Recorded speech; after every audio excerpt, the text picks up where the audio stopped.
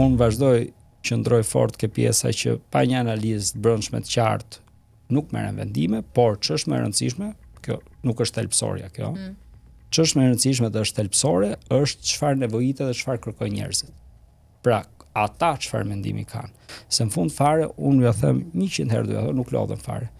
Unë besoj që demokracia nga poshtë lart. Pra, përfaqësimi është për njerëzit dhe ku ata mendojnë se duhet garuar, unë mendoj se atje duhet shkojnë kuajt e betejës. Po ka nga ata njerëz, për shembull unë kam dëgjuar vetë, që të shohin se jo në kryet PD-s. Ka të tjerë që të shohin si një kandidaturë e radhës për kryebashkiak të Tiranës, për shembull. Po, pyetja. Cila nga këto mund të ishte më afër objektivit, dëshirës, ambicjes tënde? Po, varet nga dy elemente. Varet përsëri vetë nga njerëzit, që do të thotë kush është prevalenca, pra sa është numri i njerëzve që kërkon, cila është përqindja, nuk janë kaq matematik gjërat, se po i bëjmë shumë matematik. Vje keq, po unë jam shumë analitik. Kjo është natyra ime. Po dakor, jemi shumë konkret. Atëherë do i bëj analizat vetëm ke kokaina, mos t'ju them, i bi që unë s'po ju them të vërtetën. Jo, po mirë, po e bëj pyetje ndryshe. Cila nga këto të dyja për shembull është më e mundshme në të ardhmen e afërt, është më realizueshme? Po se mund zgjedhjet për 2 vjet janë zgjedhjet. Zgjedhjet bashkiake të 2027-s. Parakoshme pastaj është gjë tjetër, po. Zgjedhjet bashkiake 2027-s për referendum. Po. Ndërsa analiza e PD-s. Po, shumë mirë. Duhet bërë tani afër. Që të kemi të qartë. Mund të ketë ndryshim kryetari, kështu që të afërt ta quhen këto. Jo. Që të dyja relativisht. Për mua nuk është afër 2 vjet. Po kjo tjetra është më e afërt për shembull. Është e rëndësishme që ne të bim dakord këtë term 2 vjet, atëherë po jo përgjigjem për 2 vjet, se pastaj afërt apo e largët dikush mund ta mendojë që është e largët, dikush e mesme, dikush e afërt. Ne kemi procese brenda partisë tonë se si arrihet deri te kandidatura. Që janë 2 procese, zakonisht janë primare plus vendim kryesie. I keni vënë re se si këto dyja kërshëtohen. Dhe primaret pak a shumë kryen pak muaj përpara zgjedhjeve. Dakor, po primaret sikur nuk respektohen e pamna. Po ja që ndodhi që tek ne për shembull në Tiranë nuk e di gjithë qarqet, tek ne në Tiranë de facto respektu. Pra po të shihni ju 12 votumit ishim unë dhe zonja Tabaku në primare. Po, dhe ju mundeshët kokë në kokë listën e hapur në zonën e rrezikut. Nëse ti e quan respekt primareve, tërhiqem unë pastaj. Dhe po në 2. Kuptoj unë pastaj. Jo, nuk e kuptoni. Okay. Se s'keni dëgjuar akoma se çfarë po them. Në rregull. Po në 2 ishim më të votuarit kur erdhën zgjedhjet e 11 majit apo jo. Pra që mund të shihni që rezultati Po u lat në zonën e rrezikut. Rezultati dhe vetëm nga njëri prej jush, 2 më të votuarit nuk janë sot në parlament. Po ngatronin konceptet. Po jo, pra se 2 më të votuarit e primareve nuk janë në parlament. Po ngatrojmë konceptet edhe një herë. Se u lanë në zonën e rrezikut që të 2. Unë mendoj që dhe ata më pak të votuarit e primareve u futën në zonën e sigurt. Po mendoj që keni gabu. Është fakt kjo që po them unë apo? Mendoj që keni gabu të ftuarin. Jo. Sepse po mboni pyetje që i takoj një antar i kryesie, nuk jam. Jo, po a ishe pjesë e procesit primareve ti? Po, atëherë më lejoni të përgjigjem. A dolën ndër më të votuarit? Atëherë më lejo të përgjigjem. Okej, në rregull. Si më votuarit në primare, po ashtu që më të votuarit në zgjedhjet e 11 majit, apo jo. Që do të thotë, kjo demokracia brendshme që kemi neve, që është vetëm brenda antarësisë son, pasqyron shumë mirë edhe demokracinë e jashtme. Pra dikemi neve ta bëjmë këtë proces. Nga tjetri krah, ajo pyetje që juve po bëni, është pse të parët, le të themi që dolën nëpër primare, nuk qekë lista e mbyllur apo kjo ishte biseda. Po, ky ishte tagër që mori kryesia e partisë. Që njëkohësisht mendoj që duhet të jetë pjesë e analizës, por është tagër i tyre. E bën zgjedhje mirë apo e bën zgjedhje keq ata, takon privilegj apo përgjegjësi po atyre që e morën. Por nuk është pjesë që në primare po dalësh i parë në listë mbyllur, nuk ka qenë kurrë në udhëzim. Unë jam këshill kombëtar dhe kjo nuk është pjesë e udhëzimit. Pra në udhëzim ishte që të parët kanë një prag për të kaluar, etj për të kualifikuar dhe pastaj vendimari takonte kryesisë. I tillë ishte i vendimi. Dhe tillë ishin primaret. Pra nëse njerëzit nuk e kanë kuptuar këtë, ndoshta nuk është informuar siç duhet nga ana e kryesisë se si ka qenë udhëzimi, nuk e di për cilën arsye. Po shumë mirë, me qenë se kanë kuptuar, atëherë ta bëjnë me dije. Po jo, është krejt logjike. Jo, nuk është logjike. Ti nuk je sot në parlament, ndërkohë që ti ishe më i votuari i primareve dhe më i votuari i 11 majit. Ti nuk je në parlament. Sistemi elektoral edhe një herë. Është ajo që the ti në fillim të bisedës. Nëse do ishte lejuar, nëse do ishin lejuar listat e hapura komplet, se un kam qenë kundër listave të mbyllura që në korrikën e vitit të kaluar, nuk është se kam nis sot këtë bisedë. Pra, un flas momentin që është për të folur. Më mbas, trima bas lufte ka shumë. njerëz që vinë dhe pretendojnë merita mbasi gjithçka ka ndodhur, ka shumë. Që në Korrik, unë kam qenë fort për konceptin e listave të hapura. Pra në zbatim të asaj që ishte vendimi i gjykatës kushtetuese. Pse? Kam një qëndrim institucional. Ato rrëzun hersin dhe thanë hersin nuk bazohet në kushtetut, dhe automatikisht u hapën listat. Momentin që sistemi dhe kodi zgjedhor u bë listë hapur, listë mbyllur dhe madje nuk ishte as hers dhe aq më keq akoma nuk ishte as mundësi të votoheshin njerëzit brenda listës mbyllur, pra ne nuk e dim se sa vota mund të marrë një person brenda listës mbyllur, se nuk e ke mundësinë ta votosh dhe ta numërosh. Unë kam pas reagimin tim shumë të qartë, duke thënë që ky sistem elektoral është qartësisht një sistem që e dëmton opozitën.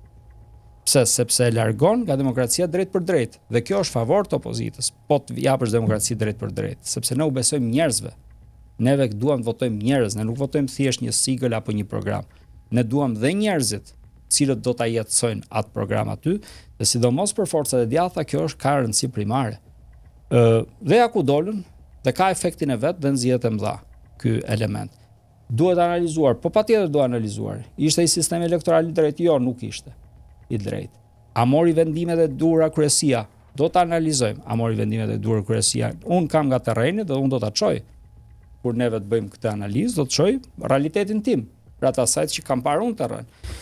Nuk u duk sistemi drejt dhe nuk u duk sistem që avantazhonte Partinë Demokratike. Paktën në realitetin që ndeshja unë terren. Terren e tjera nuk e kam iden, se u s'kam bërë fushat në Korçë, në Shkodër, në Elbasan e tjerë, kam bërë fushat në Tiranë. Dhe në Tiranë nuk ka qenë diçka që e favorizonte. Okej, do të thonë është e kohë që unë do të pyes nëse ka një emergjencë aktualisht në Partinë Demokratike, ndodhet në ditë shumë të këqija, ka marrë një rezultat tërmues. Ne u bëm disa vite, tek demokratët disa vite në emergjencë. 12 vite në opozit. Po, dhe 4 tjera tani 16. Pra, a është në rrezik Partia Demokratike për t'u shpërbër, për t'u coptuar më shumë, për të mos siguruar më kurrë rotacionin, a mund të zihet vendi i saj nga forcat e reja që tashmë do të jenë dhe në parlament edhe pse numër janë shumë të vogla, po e rëndësishme është fryma, sepse ajo garanton rritjen. Ishin disa pyetje. Ishin disa konstatime, pyetje. Unë mendoj që rreth parë duhet shohim interesin publik. Interesi publik është që të ketë një sistem demokratik dhe zgjedhje të lira dhe të ndershme. Pastaj i fiton apo si fiton Partia Demokratike dhe i fiton apo si fiton dikush një parti tjetër, kjo është sekondare. Nëse sistemin e ke demokratik, nëse ti ke zgjedhje të lira dhe të ndershme, fitoft më i mirë. Po pse nuk është në interesin publik që ti sigurosh një alternativë opozitare? Për rotacion? Po nëse ti s'ke zgjedhje të lira dhe të ndershme, është kot që flasim neve, dhe 45 vjet kemi bërë zgjedhjen kur ishim diktaturë. Do ti mendon që edhe nëse ju po themi bëheni një frym, një alternativë shumë e shëndetshme, prapë ju nuk fitoni domethënë. Me këtë sistem. Po ju do ta themi shumë qartë, ne jemi ndërmjet autokracisë dhe diktaturës, tu qëndrojmë neve, nuk jemi demokracinë. Të kundërshton ama. Jo sapo thatë që pavarësisht se morë shumë vota je jashtë. Ky është sistemi. Po dakord, po ti u votove masivisht. Po, edhe prap jashtë. Ky është sistemi. Jemi ndërmjet autokracisë dhe diktaturës. Po të kishte ngjallur besim Partia Demokratike, nuk do votoj masivisht, do kalonte për te vjedhjes së Edi Ramës, për te kodit zgjedhor. Po, dalimi çik nga hipoteza. Një vot plebiscitare flasun, në momentin që ngjall. Dalimi çik nga hipoteza. Kritemi çik realitet. Po. Realiteti është që ne ndodhem ndërmjet autokracisë dhe diktaturës. Kjo është e vërteta. Ne nuk kemi demokraci. Mendoj njerëz që ka demokraci, kush i vendos gjithë gjërat në Shqipëri? Kush e ka gjyqësorin dorë, legjislativin dorë, ekzekutivin dorë, ka marrë dhe pushtetin vendor në dorë, kush i ka marrë? Sa ministra ja dini emrin? Sa dini emrin ministrave? Sa deputet njihni? 10, 20, 25, ka 140 i njihni të gjithë? Nuk ka shans, është një dorë. Vetëm Edi Rama. Ne po shkojmë nga autokracia në diktaturë, se autokraci kemi shku. Qose ne mendojmë që kjo është demokraci, po njëm vjetë nga mjesi deri në darkë. Ne duhet i themi problemet. Sepse problemi nuk zgjidhet nëse ne i mçefim ato. E para është kjo. Pra nëse neve kemi vendosur, kemi qenë 45 vjet në diktaturë, kemi parë si është bëshin zgjedhje dhe atëherë 99.99% fitonte Fronti Demokratik atëherë. Ishte faji i opozitës?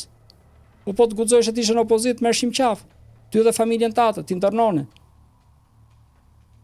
Një ky element. Elementi tjetër, opozita frymzon.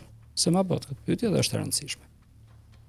Nëse ishte çështja thjesht frymëzimi nga Partia Demokratike, dhe Zeim nuk është.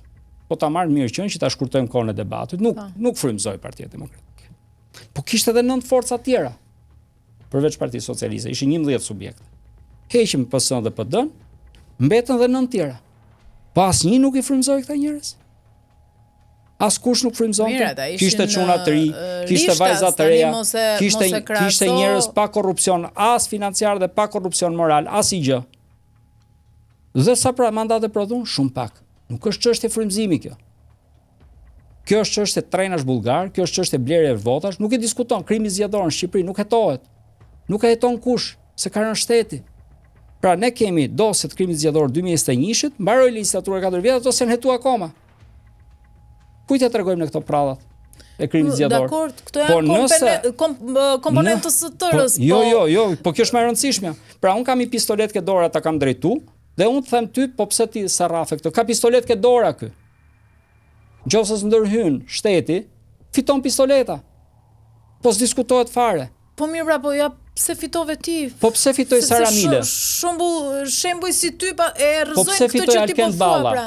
I njihni ju këto, i keni dëgjuar vota masive për ty, a ishte një leksion për kryetarin e Partisë Demokratike? Të jemi shumë të qartë, sepse neve kuptove ti me votën që të dhënë ty. Neve duhet heqim dorë një herë e mirë. Po vota që të dhanë ty masivisht. Duhet heqim dorë.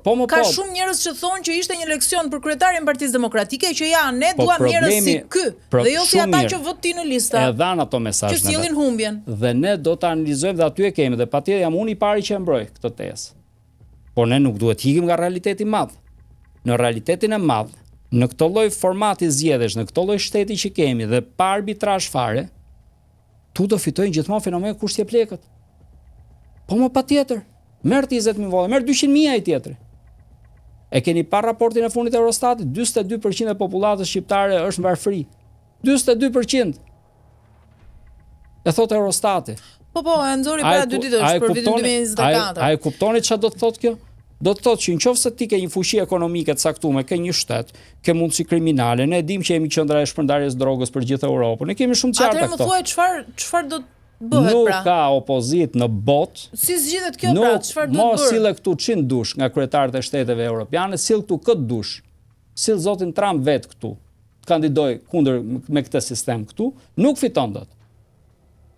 Sepse i tillë është sistemi, po s'kpate një shtet funksional dhe po s'pate një arbitrazh ndërkombëtar të vërtet,